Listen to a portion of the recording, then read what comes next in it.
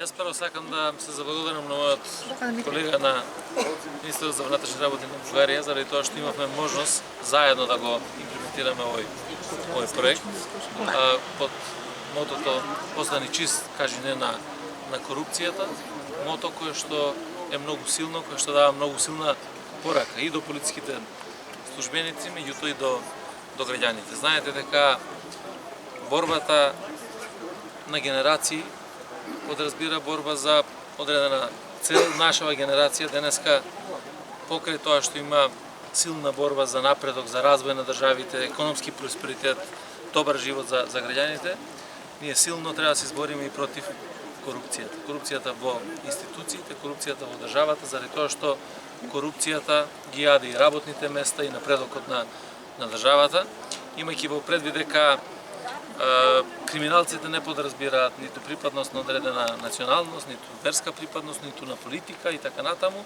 Тие се едно и тие работат исклучиво на тоа како да постигнат повисок степен на корупција, односно противправно да се богатат. И ние затоа нашиот оддел за внатрешна контрола и професионални стандарди со Дирекцијата за внатрешна контрола на Министерството за внатрешни работи на Бугарија, кој имплементираме овој проект, цел имаме да го надградиме уште повеќе, да имаме единствен број на кој што ќе можат граѓаните на двете држави да пријавуваат корупција, се со цел да ја дигнеме јавната свест кај граѓаните да пријават корупција. Тоа е многу важно.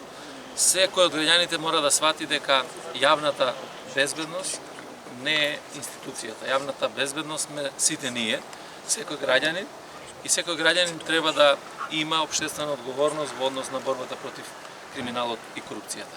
Целта мора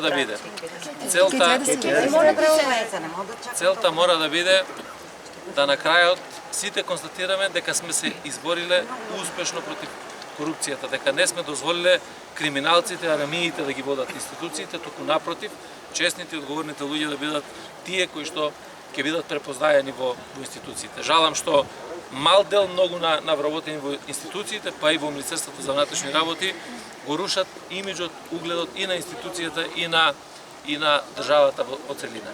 Конкретно сега кога ме прашувате во однос на прашањата, сакам да кажам дека нашиот оддел за внатрешна контрола работиме постојано во однос на сузбивањето на корупцијата, меѓутоа и на други незаконски постапувања. Ние имавме пред 3 недели по дојава апсење на полициски службеник кој што земал мито во текот на спроведувањето на своите законски овластувања.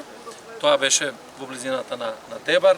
Имавме пред неколку месеци, односно пред 2 месеци, контрола специјално од одделот за внатрешна контрола и професионални стандарди на граничниот премин Богородица, каде што и таму успеавме да сузбиеме систем на корупција, би рекол.